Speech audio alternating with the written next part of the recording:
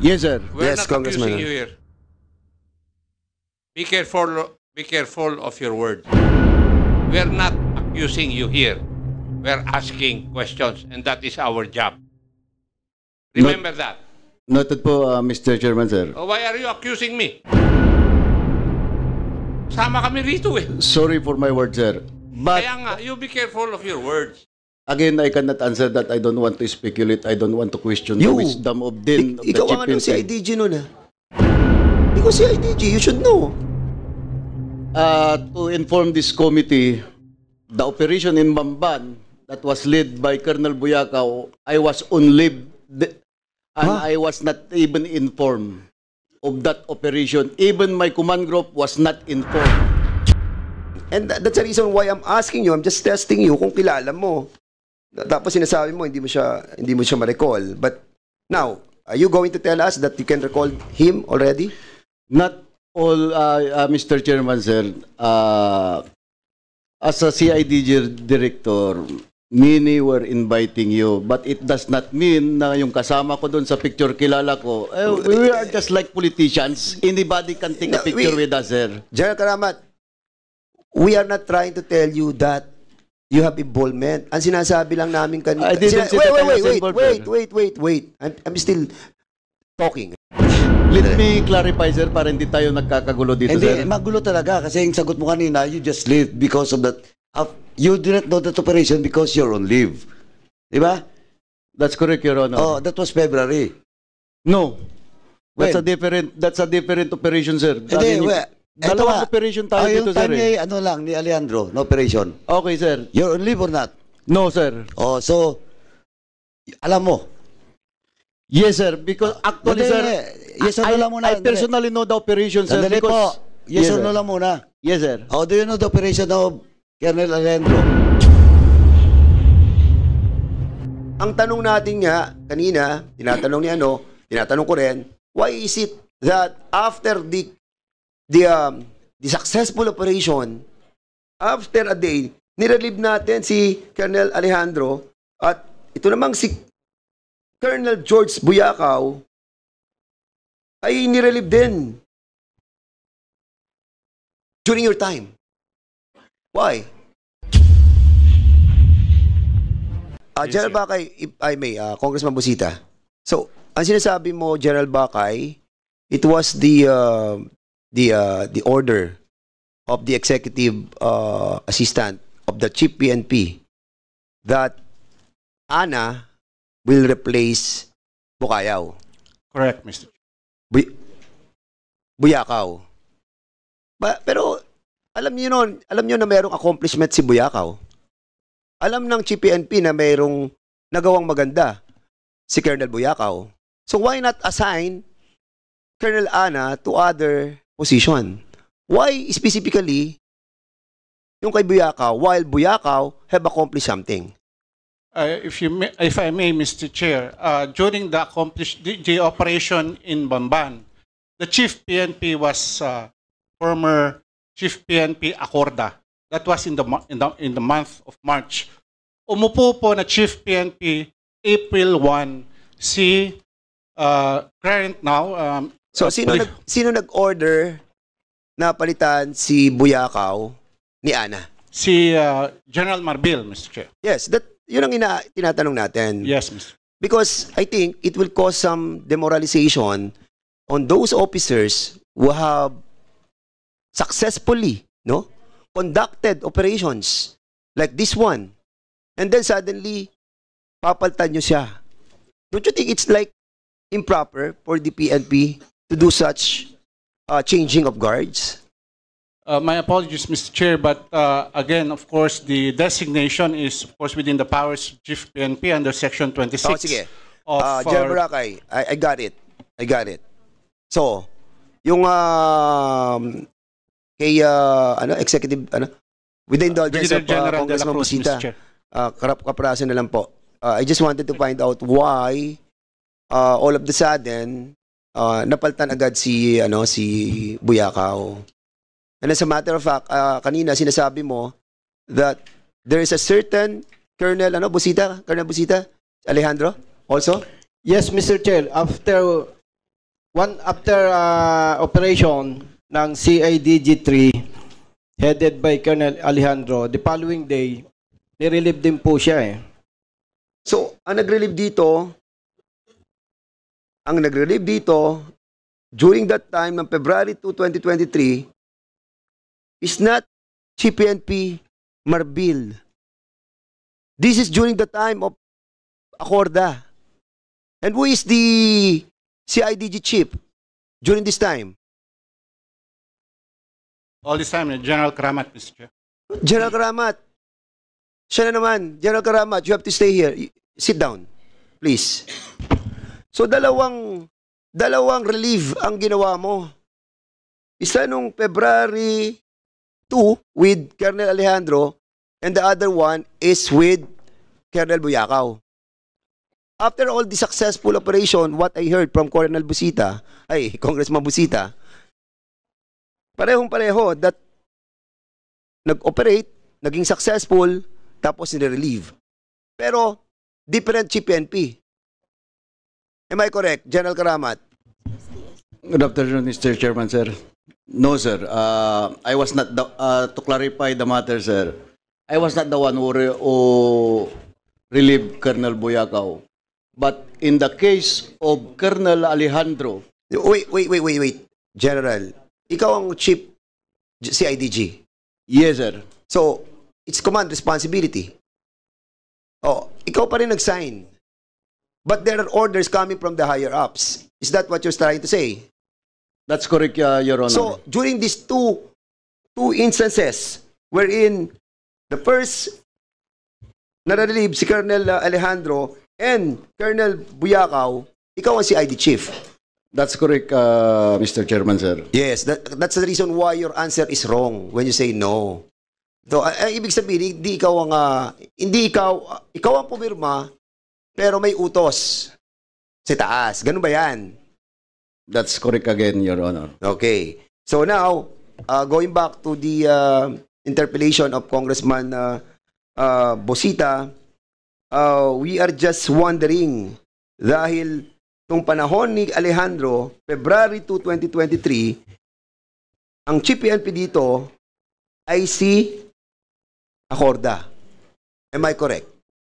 That's correct, Your Honor. And during the relief of Colonel George Buyakaw, it was already Chief PNP Marbil. Correct, Your Honor. That's it. Correct. So now, and during these two incidents, you are the chief CIDG. Am I correct?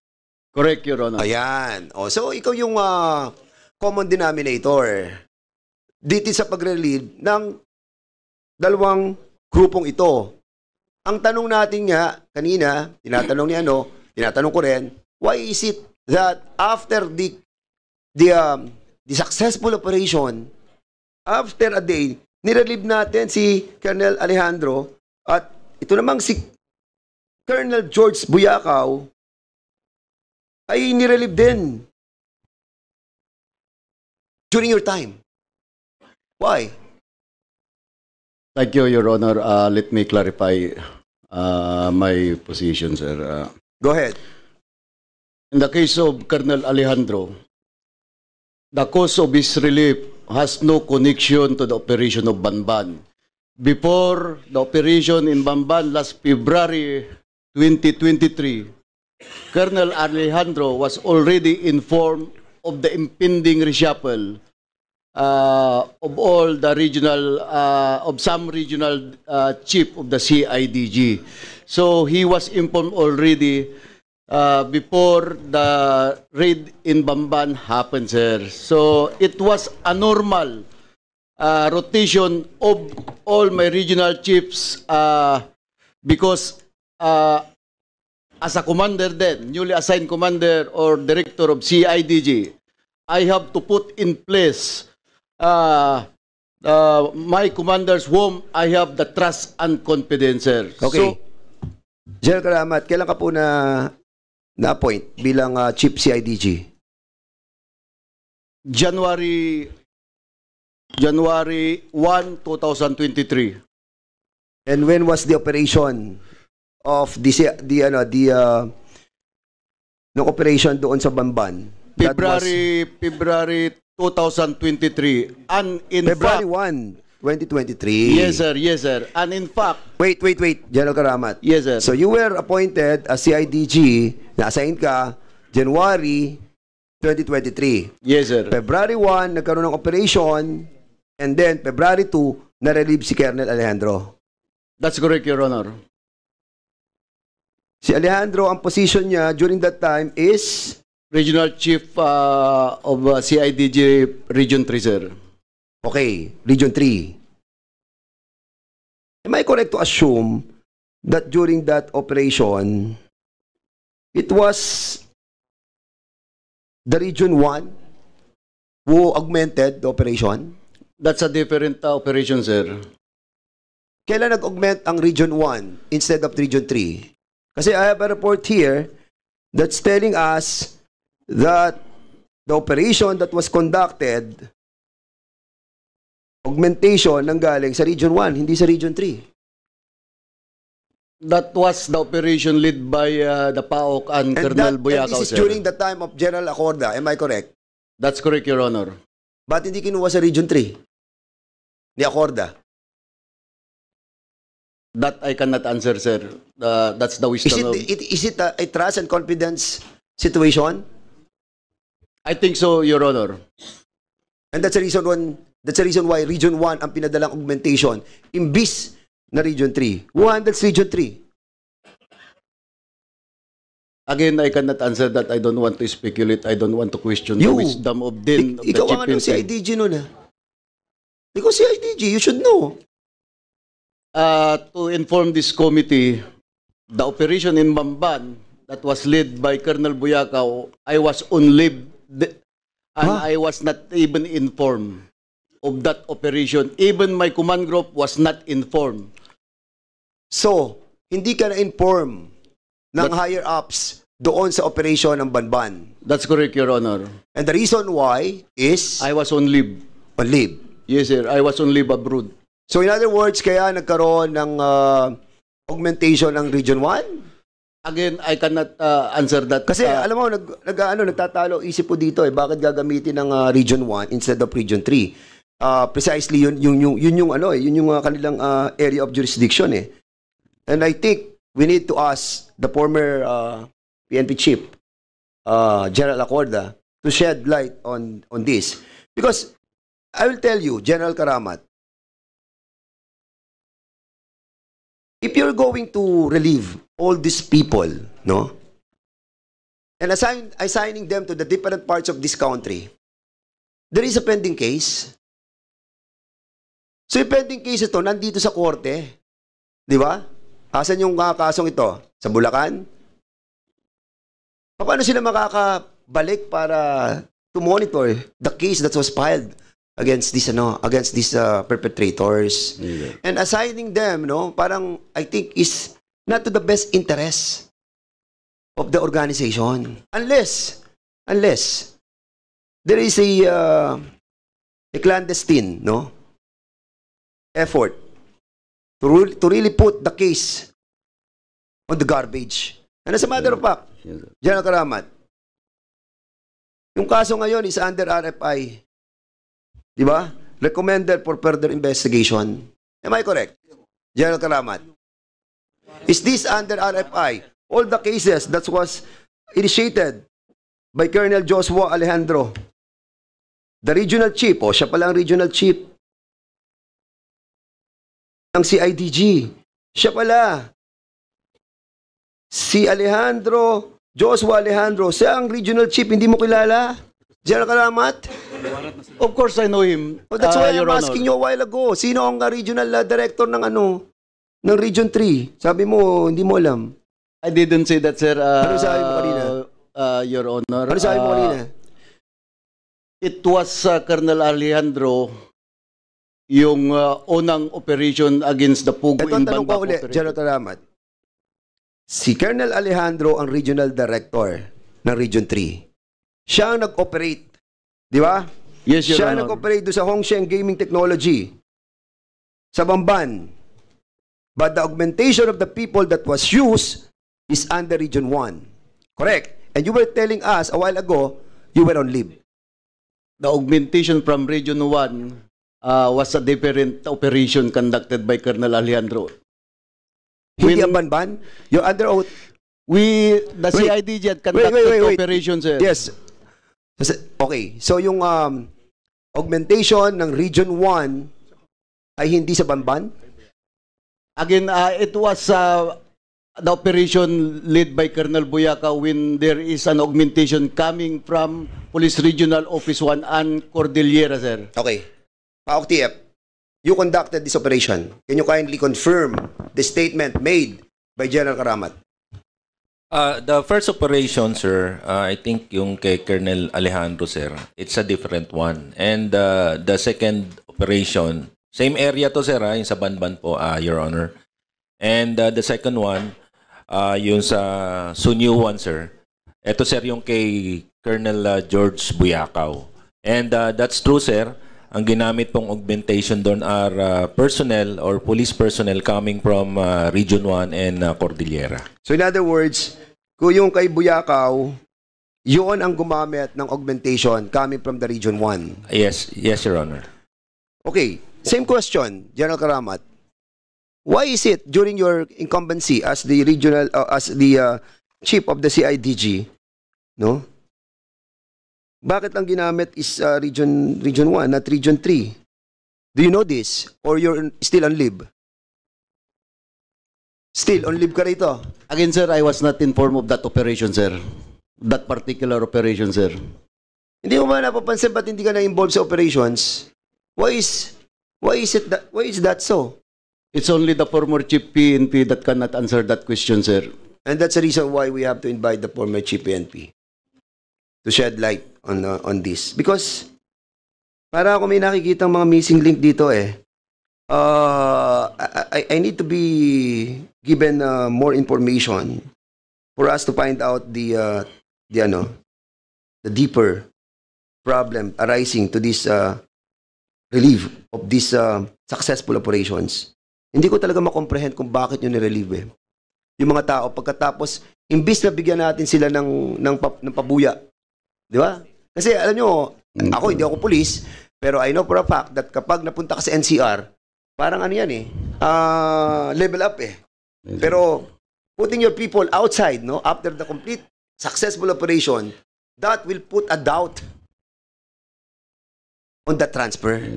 And again, hindi ako. Babalik ko na po kay Colonel Busita. Chairman, And maybe later just on, one quick question lang, Mr. Chairman, with regards to your query to... will the good Congressman Busiti allow? One quick lang. Congressman One quick lang. Paduano. Chairman Paduano, you are recognized. Thank you, Chairman.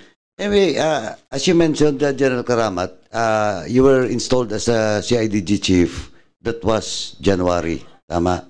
January 1. That's correct, Your Honor. Okay. Now, tapos nag-leave ka because you're abroad, sabi mo. No, my leave 2024 already, sir, yung lead ni Colonel Buyakaw, sir. Let me clarify, sir, para hindi tayo nagkakagulo dito, Hindi, sir. magulo talaga kasi yung sagot mo kanina, you just leave because of that. You did not know that operation because you're on leave. Di ba? That's correct, Your Honor. Oh, that was February. No. That's When? a different operation, sir. Hindi, Dalawang operation tayo dito, yung sir. time niya, ano lang, ni Alejandro, no operation. Okay, sir. You're on leave or not? No, sir. Oh, so, alam mo.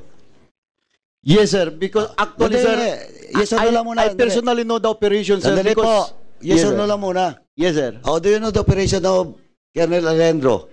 Because I was the one who approved the said operation, sir. Okay, you approve now. Yes, sir. How long is Colonel Alejandro as the RFU of? Nadatnan ko na lang siya po, sir, sa RFU 3 when I was assigned as the Director of Criminal Investigation and Detection Group, sir. Kaya nga that is why I'm asking you now. How Yeah. long did Colonel Alejandro stayed? Kasi sagot mo kanina, routinary, di ba?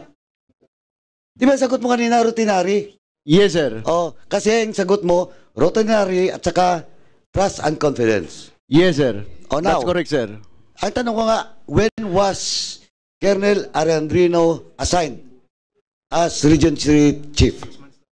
Ay, sagot mo kanina, routinary. Then, trust and confidence. According to my staff, sir, he was assigned there as a regional chief of CIDG in Region 3 for 6 months, sir. Oh, 6 months. Oh, kita mo.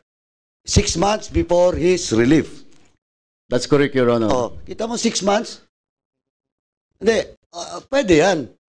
Kung talagang promotional purposes, kasi full colonel na siya eh. Di ba, kailangan niya kumuha ng, kung nasa linya sa, pwede kukunin yung entry, di ba? Now, but the question is, it's just 6 months now. Okay, routinary, medyo malabo. Next is trust and confidence. Nakaupo ka, alam mo yung operation niya, successful ang operation niya.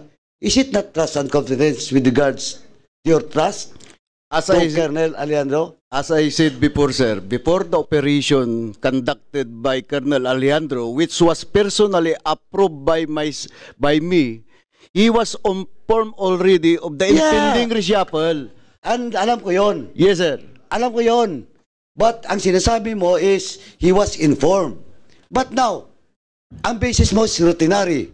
Hindi pwede, 6 months. Second is trust and confidence. He was informed, but this operation is successful, and during routinary, special operation, question of trust and confidence, you don't have trust and confidence to a police colonel that has just operated successfully against Pogo? As I said, there is no connection to the operation Hindi of nga, Pogo, why Mr. Chairman, Colonel Alejandro was relieved. Of course, that is your excuse or your defense. But what ako, Colonel, kahit siguro mga kasapi dito, members dito, and even the public now, monitoring us, may cloud of doubt. Pasensya na po, the back of my mind is, it is not all about routinary and question of trust and confidence. Kasi routinary, malabo. Trust and confidence, magandang performance, successful yung operation. So, that's what you're telling us na na-inform. Pero kahit na-inform mo magaling palang bata to Di ba? Kaya, Mr. Chairman, yung doubt, personally, yun din siguro yung mga nasa isip ng mga members dito, yung dapat, Mr. Chairman, ang dapat ayusin natin sa organisasyon ng pulis. Kasi laging bata-bata. It is not based on performance. Kasi yung trust and confidence yan is precisely bata-bata. Whether the organization or the officers in front of us will admit, but that is now the normal practice in the police organization. And we want to check it. Kaya ayusin natin yan. But of course, I respect what the defense of General Karamat. But sabi ko na nga, this is all about investigation in aid of legislation at yung puntong yun, nangyayari yan kahit saan. This is not only happening with the CIDG, this is happening all over the country. Yung question of trust and confidence na equals bata-bata. Kaya nga nililipat yung mga taga-probinsya papunta dito kasi yung mga boss nila dati is naka-assign sa mga juicy at saka strategic position dito ngayon. Kahit kailangan pa namin doon sa probinsya. Kasi nga, bata. Bata nang nakaupo. And again, Mr. Chairman, lastly, gusto ko lang ulitin, Maybe in the committee report, maliban doon dito, sa Pogo, at saka doon sa mga previous investigation na ginawa natin, we should put that end. Doon sa committee report natin, dapat may legislative action that will be undertaken under this committee, Mr. Chairman. Okay. Thank you. Thank you. Before I yield back again kay Congressman Bosita, I will be recognizing you for a brief interjection. But may question lang kay General Karamat. General Karamat, last na, baka makalimutan ko lang. General Karamat, kaprasa na lang, Chairman ako, pasensya ka na. General Karamat, may kilala ka bang JP Samson, yung may-ari ng West Cars, ng yung dinala sa kay Alice Go? I cannot remember, sir. Hindi ko ma-recall kung may kilala kong JP Samson, but as far as I know, wala akong kakilala, sir. General Karamat, you're under oath, ha? Yes, sir. I'm telling you. I'll be showing you a picture of John Patrick Samson and you together. But pictures, hindi naman magsasabi yan na meron kang involvement. But what I'm trying to say is kilala mo. That I picture, will send it to you, General Yes, Karamat. sir, yes, sir. Because I could answer that, what sir. we wanted is to ferret out the truth. And I I could will answer try to that. give it to you for you to find out kung nare-recall mo yung si John Patrick Samson. Si John Patrick Samson is the owner of the West Cars that was used by Alice Go. Doon sa kanyang mga sa Pogo, doon sa kanya sa Banban. And that's the reason why I'm asking you, I'm just testing you kung kilala mo. Tapos sinasabi mo hindi mo siya ma-recall. But now, are you going to tell us that you can recall him already? Not all, Mr. Chairman, sir. As a CIDG director, many were inviting you, but it does not mean na yung kasama ko doon sa picture kilala ko. We are just like politicians. Anybody can take a picture with us, sir. General Karamat, we are not trying to tell you that you have involvement. Ang sinasabi lang namin kanina. I didn't say that I was involved, sir. Wait. I'm still talking, you know? Yes, sir. Ang sinasabi lang, tinatanong ko lang, tinatanong ko kung may kilala ka. Ang sabi ko, kaya nga pinakikita ko sa yung picture, ngayon nare-recall mo na siya. Yes, sir. O yan. O, di na-recall mo na, kilala mo na, that's it. I just met him in one of the occasions, sir, but Okay. I do not know him personally, sir. You don't know him personally? Yes, sir. Oh, this is one of the occasions that you have Yes, sir. be with him. Yes, sir. That's it. Yes, sir. Wala naman po kami sinasabing iba dito eh. Ang tinatanong ko lang kung may kilala kayong JP Samson. Your question is kung kilala ko, sir. I cannot recall, sir, dahil sa dami ng nakikilala Kaya ko, nga, sir. and Hindi then I cannot answer recall back. their name General already, Karamat, sir. wait. Then I answer back. Then I said, pakikita ko para at least ma-recall mo. Okay? So picture, sasabi na na-encounter mo siya. And that's the reason why we will be inviting over also John Patrick Samson, yung pong owner ng West Car high-end, para malaman po natin yung mga sinasabi natin lahat dito.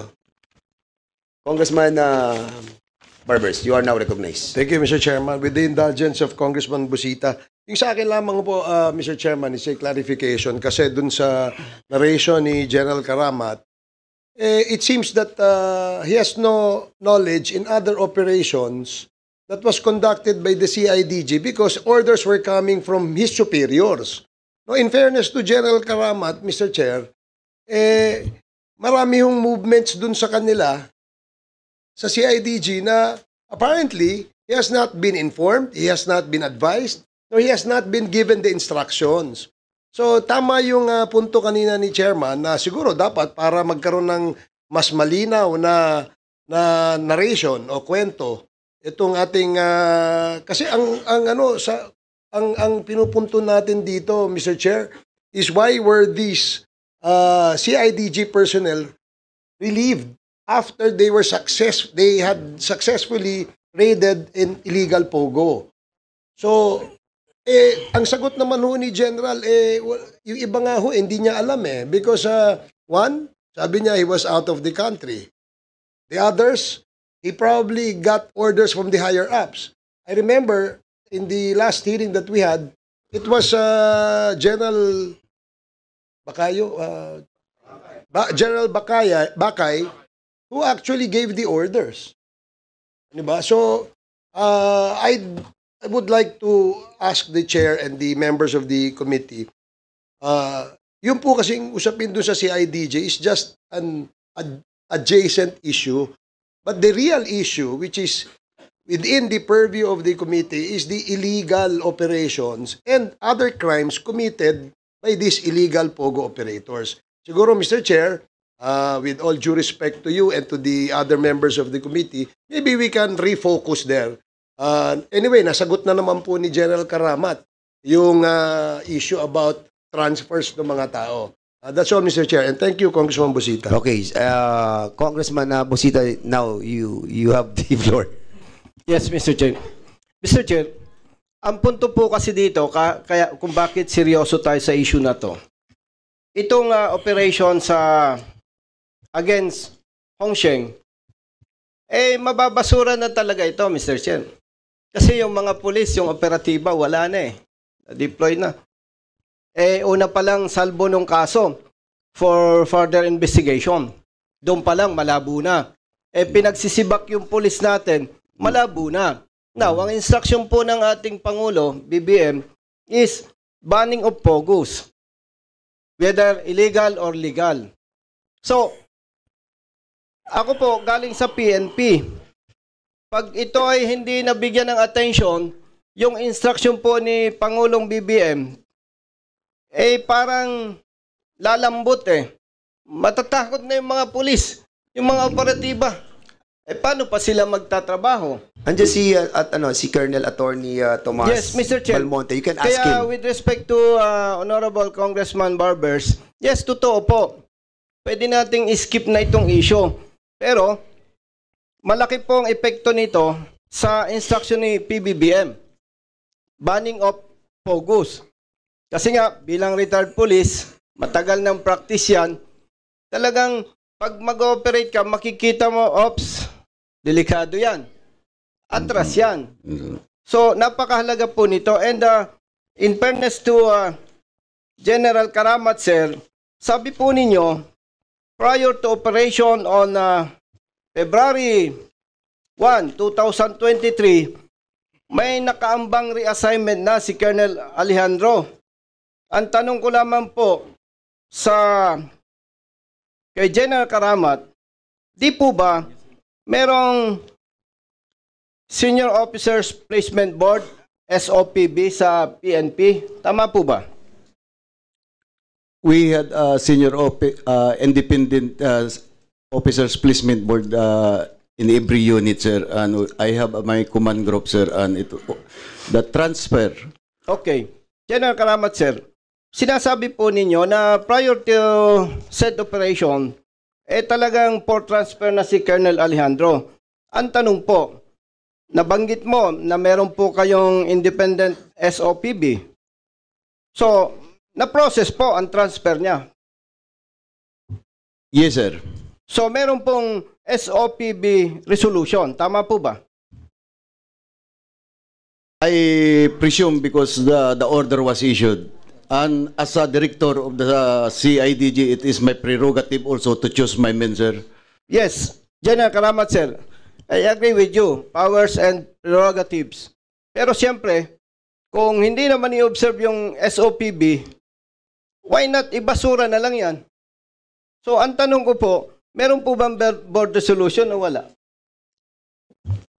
Kasi po, Mr. Chair, kung totoo po yung sinasabi na hindi pa nagkakandak ng operation, may nakaambang transfer na kay Colonel Alejandro, ang makakasuporta po dito, board resolution.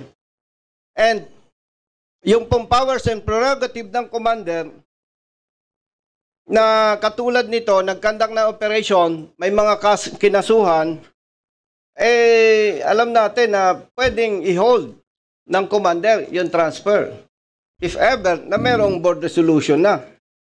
So, malaman lamang po, Mr. Chair, kung merong board resolution itong reassignment ni Colonel Alejandro, Mr. Chair. Sir. Ay, what?